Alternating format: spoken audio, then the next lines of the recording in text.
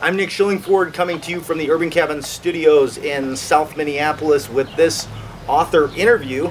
And on Socialist News and Views, we let folks introduce themselves. So tell us who you are. Okay. Well, I'm like an aspiring activist scholar is what I like to think of myself. I have a PhD in history. I worked in the Central America movement here in the Twin Cities in the 1980s. That was sort of my beginning of my activism. And it was very, very much full-time, more than full-time, for a decade. So I did that, and then I went to graduate school and studied social movements, and especially anti-imperialist social movements. And then I taught for 25 years, taught history and ethnic studies in various colleges in the Twin Cities, mostly as an adjunct.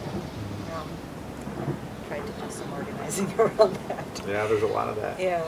So, as far as bicycling, I bicycled in my 20s, and then didn't until my 40s, and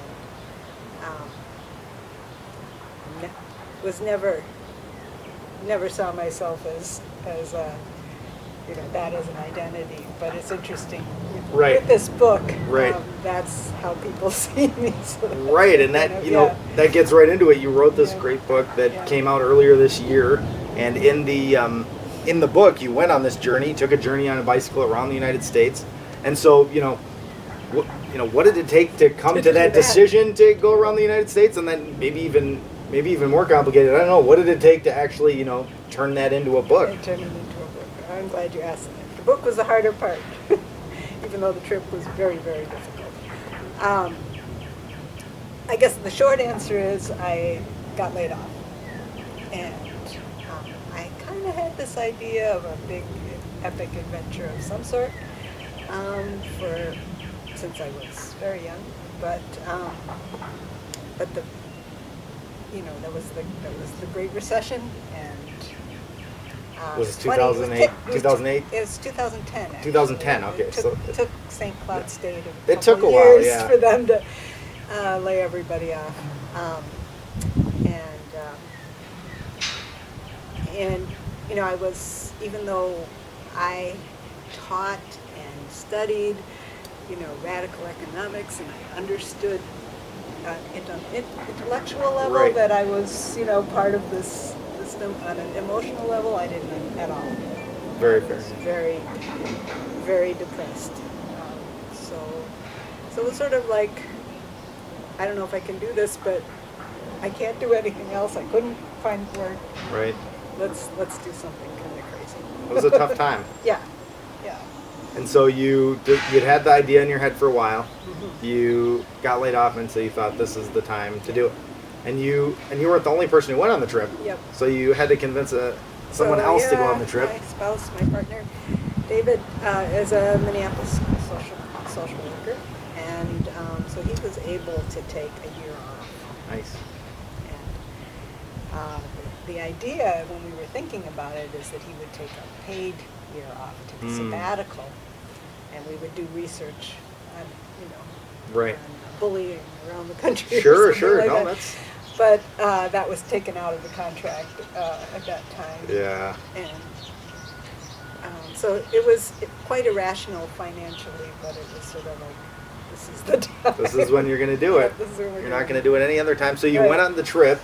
We were getting older every exactly. minute, It's not getting any easier to bike all the way around the United States. So it's like you go on the trip, and so did you always think, oh, this is going to be a book, or did you have other ideas of what it might form? I didn't always think we would make it around. Right. I mean, I really wasn't sure we'd make it through Wisconsin, so so I started blogging. Right. I did know I wanted to interview people, and I did have kind of, teaching at St. Cloud State and commuting from South Minneapolis. I had this experience of being this urban person Right. going, and the students that I was teaching were really from even smaller areas. Right. Yeah. So St. Cloud State. So yeah, yep, at St. Cloud State, and so I've been thinking for years about the urban-rural divide and how, how to reach my students, Right. and how to listen to them, and have a worthwhile exchange. I taught classes on race that were mandated for the students, and many of them did not want it to be there Right. at all, and so anyway, so I had those kinds of things that I was thinking about, and I read this study in 2011 about they asked the right questions about economics, right? And they found that if they asked the right questions, that 92% of the U.S. population want an economy like more equitable than Sweden. Right. And that was across the red-blue Right. divide, right? And they also had, we in the United States had real misconceptions of just how large the haves and Right. The inequality. the yeah. inequality was, right? Right. So sort of armed with that. It's Right. like, so if that's what we all want, why don't Exactly. we have it? Right? Yeah. So, and I think it's very hard to have those kinds of conversations across lots It of is. different divides, right? And the thing about bicycling with a lot of bags on you Right. is people are curious. Right. And so for an introvert like myself, and an urban person trying to reach out to lots of different kinds of people, the bike is a wonderful catalyst Right. for conversation. And I think it's because people know that you're can see you're doing something kind of extraordinary, Right. trying to fulfill a dream. They not only talk to you, but after the kind of questions about miles and they tell you what's really deep inside, and it's really quite extraordinary. Yeah. And so my goal started to become just collecting those stories. Right. And the book only has about a third of those stories. Right. So, And I was going to say, because I Yeah. was telling you before, we went on this long walk, me and my Yeah. dad, Yeah. and it was the same kind of thing. We Yeah. had, I had some construction workers, and they were like, weren't you walking like 7 miles down there earlier this morning? And we're like, yeah, that was us. Yeah. Or we had another, these Yeah. ladies that came up to us in a car, like in the middle of nowhere. I don't know how they found us there, and they Yeah. came up there like, weren't you walking yesterday? This was down by the ice cream shop, way down near here. And we're like, yep, that was us. Yeah. And they're like, so what So are what's you going doing? on Why are here? you doing Yeah, this? yeah. So, there's a Yeah. lot of that. So you got the stories, and then when did it, like it came out not too long ago, when did it actually feel like, okay, this is actually coming together as a book? Was that? Well, I really, I had the stories, I had the blogs, right? And basically, I needed to learn how to write a book that Right. that people would keep turning pages. Right. Well, you did that for sure. That's great to hear. And I'd written a dissertation, so I knew, but academia doesn't teach you how to Right. write for a popular. So you had to spend some time Yeah, learning, I had to like, how do spend I some make time, this the yeah. kind of book that I want it to be, that's going to Yep. engage Yep. and help, also help people have those conversations, Right. outside of the book itself, like Right. in their own lives. Right. And speaking of that, I think I gave you an area. Do you want to read a Sure, little sure. snippet from the book? Yeah. So this is a part that you picked, which I really like. I really appreciate that. So this is. Should I tell? Nope. Tell whatever you Well, think. I just seem so we went on the long bike trip, and the path that we took was from Minneapolis to Minneapolis, following the contiguous border Right. of the United States. So here we are in New York, upstate New York. Okay. Okay, and this is on the Erie Canal Towpath, which is now a path for walkers and bicyclists. Sure. It used to be. But, Used to be the towpath. Right. The Erie Canal Towpath, a dusty, tree-lined lane across a creek bed, dotted with towns at perfect intervals, promised a serene ride to Albany. Mules and men once sweated here, towing barges from the Atlantic coast to the Great Lakes to profit global traders. Today, capital still extract their wealth from this upstate corridor in the form of produce and cheese. We ate a pound of local tart cherries next to a 12-foot concrete red apple, a monument that said, "To the fruit growers for their contribution to the local economy." A sign at the Cambria city limits read, "Right to farm town," warning urban interlopers enjoying upstate New York beauty that they had no right to complain about agricultural noise, smells, and sights. As we entered Cambria, we saw a grower on his tractor, overseeing 3 farm workers. We found no monument or posted ordinance to honor or protect the rights of these men weeding cabbages, or their 80,000 fellow workers, who had been marching on Albany for years, demanding overtime pay, a day of rest per week, workers' compensation when injured on the job. Yeah, that's a great one. I didn't know if you wanted me to read from. You want me to read the next little section? You can if you want. Yeah, go ahead. Okay. Leaving the towpath cool, we joined trucks and commuters on the steamy shoulderless thoroughfares into Rochester, New York, through impoverished neighborhoods that made our destination a stately mansion, even grander. Tom McCart, a laid-off Episcopal priest, offered ice water, showers, pasta with tomatoes and pine nuts, a glass of wine, and a tour. The city was depressed. The Service Employers International Union called for wage increases to fight Rochester's poverty, but town bigwigs had another. The Erie Canal used to run through downtown, Tom told us. They moved it to the edge of the city a century ago. Now they want to move it back to attract attention. He drove us through the historic Rochester Cemetery. "More residents here than in town," he observed Riley. We visited the grave sites of Susan B. Anthony and Frederick Douglass. Anthony's white tombstone was knee-high with no special inscription. Douglass's sons had made sure he had a stone worthy of his statue. On it, visitors left margins of the favorite without struggle. Yeah, that's super great. The thing that you do, I think, you really, highlight the difficulty of the ride, you put the humor in there, and then you also, get to the point of talking about all these different struggles in these different areas. Did you,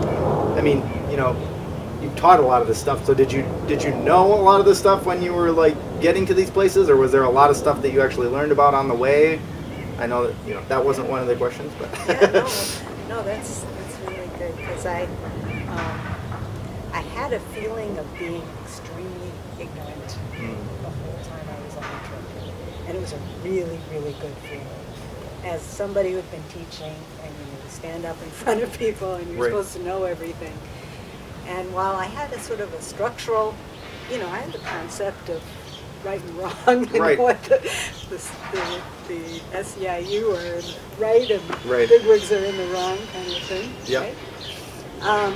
But things about the way in which, so I studied Latin American history, right? I didn't realize to the extent how much the United States is really just very much like the Caribbean. Each little town is a one-product economy. Right. And the destructive nature of that I understood from studying Latin America, but to see that in the United States in a way in which corporations are able to come in, ravage a community, and leave, and just the criminality of that, to keep riding through it one place after another Right. and to see, It's a lot. yeah. And to be constantly confronted with the inequality, because we went through all of the neighborhoods. We went through the gated communities, and we went Right. through the impoverished communities, and issues like water and Right, you definitely had some yeah. points where you didn't Yeah. have access to water for a Yeah. while too, you know? Yeah. So we could actually feel that, Right. right? And there's more and more droughts too, so I think more and more Yes. people are dealing with the fact that they don't have Yes. water. Yes. And you actually mentioned it before, that some of the, only a third of the stories that you encountered actually made it into the book. Is there anything else that, any other stories that you want to share, like a behind the scenes of things that didn't make it into the book that you were like, I'm sure there was things around the edge like, oh, should I put it in? Should I not put it in? And then you decide, okay, this one's going to stay out, but you probably still feel like, oh, maybe I could have put it. Yeah. Is there anything like that comes to mind? Well, I had a really hard time leaving out I really wanted people to understand that all parts of the country were feeling the same kinds of the Great Recession was really a Great Depression, Right. and we were seeing it right there on the ground, the suffering that people were going through. And it didn't make good reading to just keep showing Right. it, in one town Right. after the other. But it's, so, choosing the stories to tell was really hard. Right. Because I was really concerned that people not think there's one part of the country where that happens. And, Right. Or things like, racism, Right. or, those kinds of things, that there's somehow, this is more the South or not. Right. I think the Yeah, so it's South-North really- thing is the right. big, especially if Yes. you're coming from Minneapolis and Right. Right. Oh, we are People say a lot of definitely things. regional. I mean, the regionalism is Right. so strong. And there's something really positive about that I didn't know about, Right. which is people's love of their regions, of their localities, of Right. things like mountains, Right. or oceans, Right. or those kinds of things, and that attachment to the kind of land that they live in. Right. Was really beautiful, and I having moved all over myself and not feeling that kind of rootedness, I just found that incredible to see that. Was there any specific story that comes to mind, or any specific thing that didn't make it into the book Well, that you liked, there was a didn't like, maybe, as it were?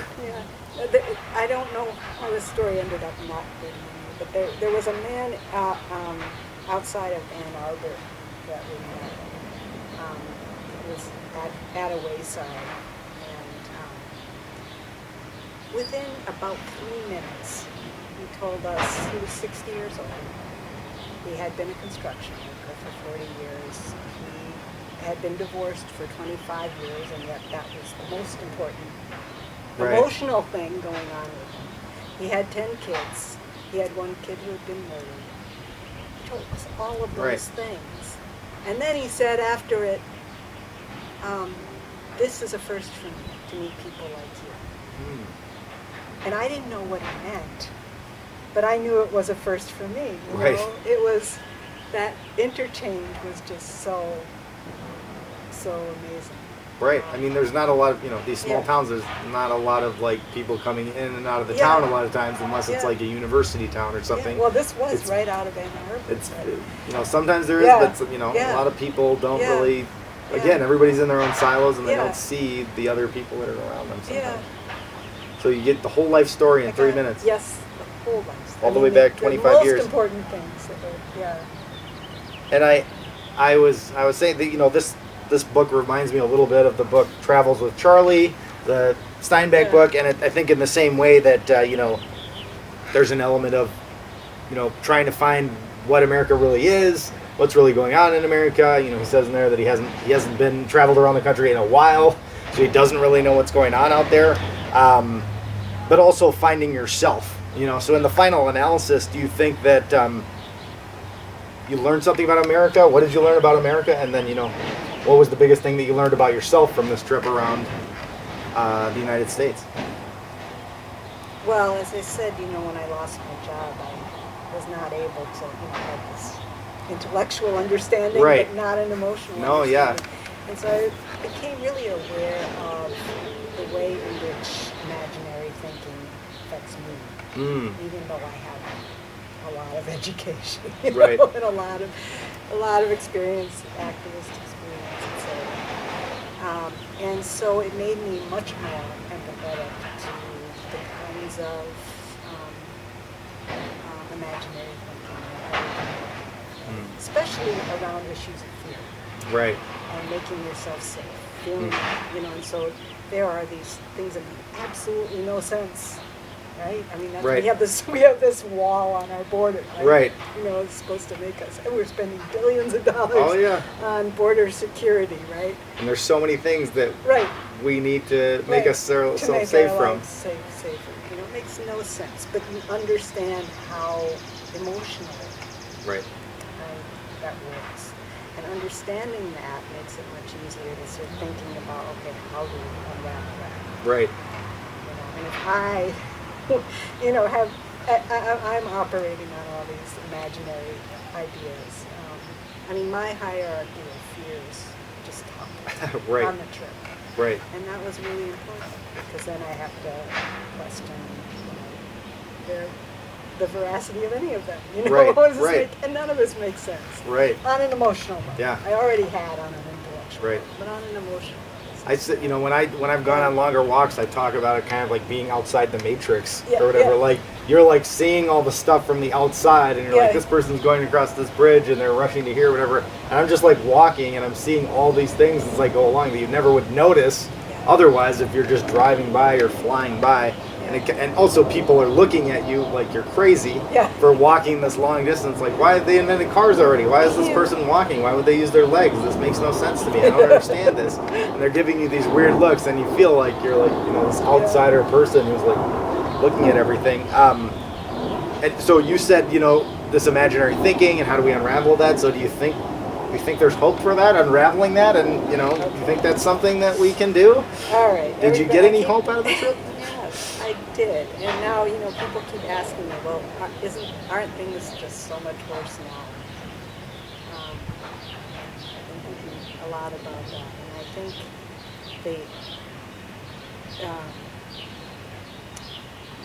I think since I got off the bike, there's been a burgeoning of social movements. Right. That really kind of started with the Occupy while we That's were true. on the and you've seen monuments actually fall. That, right. Literally, yeah. The Confederate Highway in Virginia is now Independence Highway. Yep. So those are maybe in some ways symbolic, but I think the trajectory, and inequality is greater, right? And we saw that, with the pandemic. It's just, the billionaires got richer, right? It laid bare. Right. It laid bare. Right. So, so things are worse and better, and I kind of see it as this undercurrent of people organizing and underneath what's happening. Yeah. But I think in terms of answering the question people keep asking, isn't it totally different? Like, does this? Or is it? And I'd say no, because the trends are the same. Right. And the trends were the same before. We've been billionaires have been getting richer since the 70s, and so so the way in which we organize is not. It's the movements are developing, right? We have the movements we didn't have. The same things are going in the same direction they've been going, but we have movements now. Yeah, we didn't have. And they're more intersectional than they've right. ever been. People are learning.